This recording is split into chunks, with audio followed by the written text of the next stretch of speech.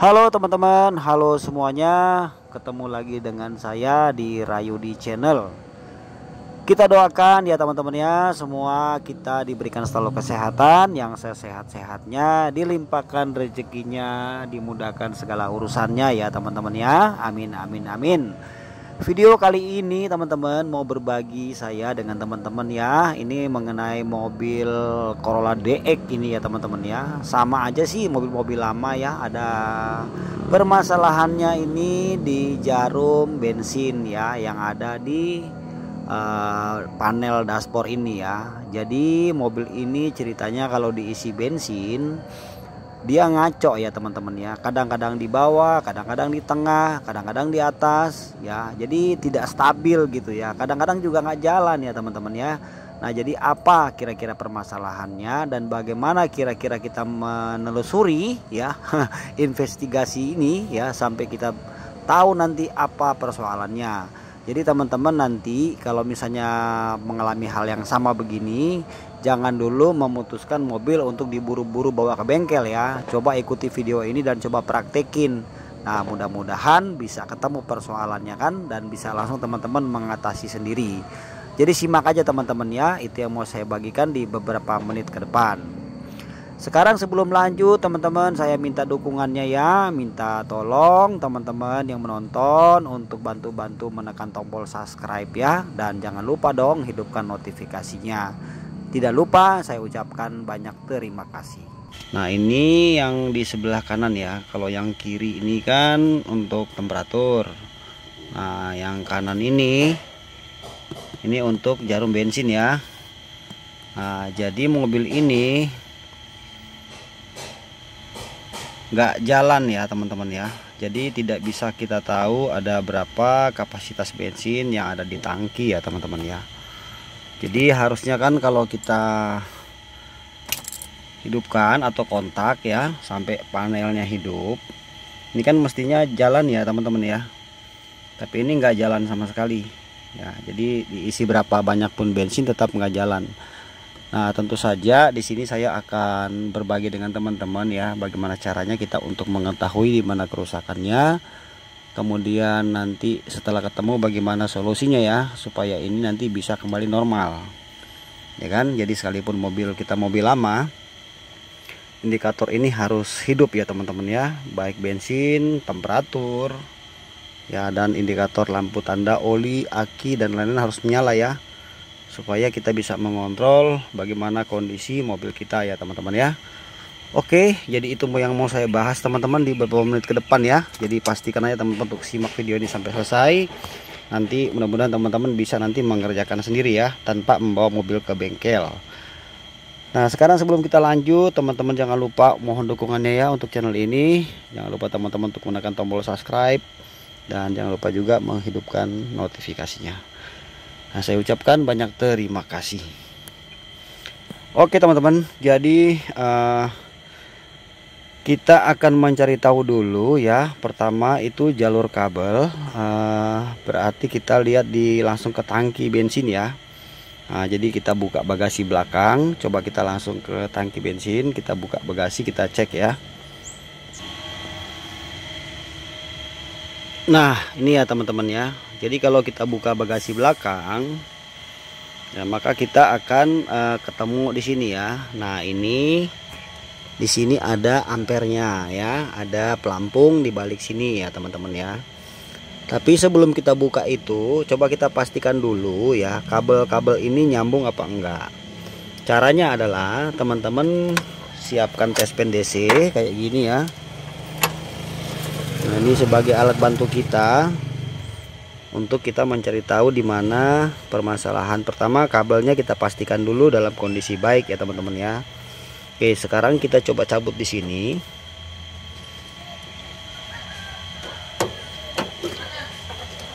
Nah ini kan ada 3 ya di sini ya teman-teman ya. Ini ada 3 terminal ya, 1 2 3. Nah 1 ini pasti ke ground ya, atau kenempel langsung beradu dengan bodi ya. Satunya lagi ini nyambung langsung ke jarum bensinnya ya, yang ada di panel indikator.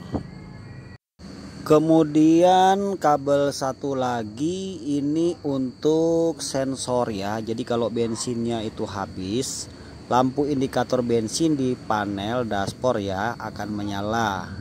Jadi 3 kabel itu ya teman-teman ya. Sekarang kita akan cek dulu kabel yang langsung satu ke ampere bensin yang ada di jarum ya. Kita coba akan lihat jarumnya, nanti akan saya jumper langsung dari sini pakai test pen, apakah dia naik atau tidak ya. Sebentar ya teman-teman ya, kita coba lihat ya. Di ground, cari aja di sini bisa dapat kabel massa ya, ground.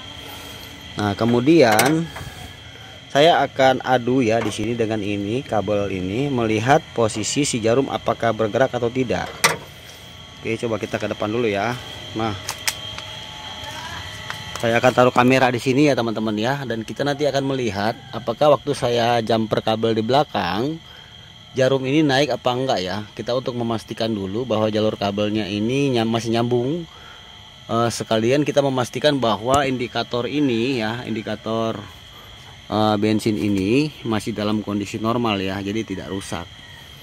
Coba ya, saya taruh kamera di sini, nanti teman-teman lihat apakah dia bergerak atau tidak ya.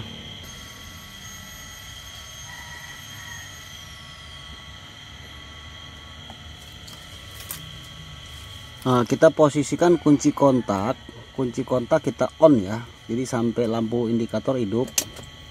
Nah seperti itu, nggak usah dinyalakan mesinnya, nggak apa-apa. Oke, sekarang saya jumper di belakang ya, kabel menggunakan test pen yang tadi. Oke, coba kita lihat. Nah ini bergerak naik ya teman-teman ya. Nah berarti ini bisa saya pastikan bahwa indikator bensin ini dalam kondisi normal, sama jalur kabelnya juga tidak ada gangguan ya teman-teman ya. Itu saya jumper terus di belakang, kita biarkan ya sampai semana ini jarum dia berhenti. Jadi kita biarkan, teman-teman tidak perlu menyalakan mesin mobilnya ya, cukup di posisi kontak aja seperti ini sampai panelnya hidup. Terus kita jumper di belakang salah satu kabel. Nah kemudian sekarang sudah bergerak naik, kita biarkan.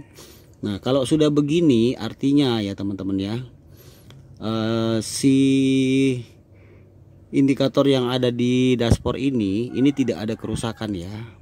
Berarti ada kemungkinan kerusakannya itu pada ampere yang ada di tangki ya, di bagian pelampung, kemudian ampernya itu yang mungkin bermasalah. Nanti sebentar kita akan cek ya teman-teman ya. Oke, sudah cukup ya. Jadi ini udah naik terus ya teman-teman ya. Ini masih kategorinya masih normal ya, masih bisa dibilang normal karena masih naik terus. Sekarang kita lanjut untuk mengecek bagian belakang ya teman-teman ya. Oke teman-teman, sekarang kita lanjut ke sini ya. Kita coba lepas yang di tangki ini ya teman-teman ya. Ini udah saya lepas bautnya, jadi teman-teman bisa melepas, ada 5 baut kembang di situ ya. Nah setelah sudah lepas seperti ini ya teman-teman ya, kita ini bautnya udah saya buka ya, ada 5. Oke, kita keluarin aja seperti ini ya. Ini kita keluarin ya. Nah, coba kita lihat ya teman-teman ya. Di sini ada 3 kabel kan ya. Yang tadi pertama sudah saya jelaskan. Satu ini untuk sensor, apabila bensin di tangki habis atau mulai habis harus diisi, maka lampu di indikator akan nyala ya di depan di speedometer ya. Ini satu kabelnya, berarti yang ini ya. Ini, nah yang ini ya, yang sendiri. Nah satu lagi ini untuk kabel groundnya, kabel massa. Satu lagi langsung ke depan ya, langsung ke ampere yang ada di dashboard ya. Oke, sekarang coba saya akan colokin ini ke sini. Nah, kita colok ke sini. Terus kita gerakin ya. Jadi kayak tadi aja, kita posisi kunci kontak kita on. Lalu kita gerakin ya teman-teman ya, di sini kita naikin ya. apakah di depan berespon apa enggak ya. Jadi nanti kan dia begini ya, begitu bensin masuk dia naik kan. Nah, maka di sini akan bergerak juga. Di sini tuh ada elemen ya, nanti bergerak naik. Nah, sekarang coba langsung kita lihat. Saya pindahkan kamera ke depan ya.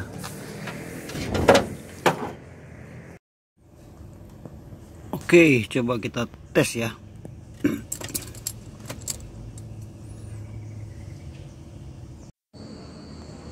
Nah, itu yang di belakang saya pentokin sampai atas ya teman-teman ya. Dan ternyata di sini jarumnya mau bergerak. Artinya ampere bensin yang ada di dalam tangki itu sudah bermasalah ya teman-teman ya. Karena kalau kita mengisi seperempat ya, atau bensin kita mengisi setengah, maka dia tidak bisa membaca yang benar ya. Jadi ketika saya pentokin begini kan mau ya naik sampai full ya teman-teman ya. Tapi kalau diturunkan di setengah ini pasti ngaco ya teman-teman ya. Memang ini permasalahan di mobil ini ya teman-teman ya. Kalau mengisi bahan bakar tidak terlalu banyak maka dia ngaco. Nah, jadi kesimpulannya hanya kerusakan ada di ampere bensin yang ada di tangki saja. Kalau teman-teman mau servis bisa ini ya teman-teman ya. Tapi saran saya sih sebaiknya diganti baru saja, mengingat usia mobil yang sudah tua. Ya, kalau mau diservis takutnya nanti pakai pemakaian beberapa minggu, beberapa bulan dia rusak lagi, sehingga tidak bisa mengirim berita yang baik ya, takutnya tidak sesuai. Kalau mau buka bisa, tinggal kita buka di sini aja, ada elemennya ya kan. Kadang-kadang dalam itu patah, tapi sebaiknya diganti baru saja. Nah, demikian teman-teman ya. Jadi ini aja sedikit saya berbagi dengan teman-teman ya, informasi seputar bagaimana cara kita mengetahui dan bagaimana solusinya untuk mengatasi kalau jarum bensin di mobil kita ya bermasalah, terutama mobil-mobil lama ya teman-teman ya. Oke, semoga video ini bermanfaat. Terima kasih sudah menonton. Jangan lupa teman-teman untuk bantu-bantu subscribe ya. Dan nanti kita ketemu lagi di video yang akan datang. Terima kasih. Salam sukses buat kita semuanya teman-teman. Thank you. Bye.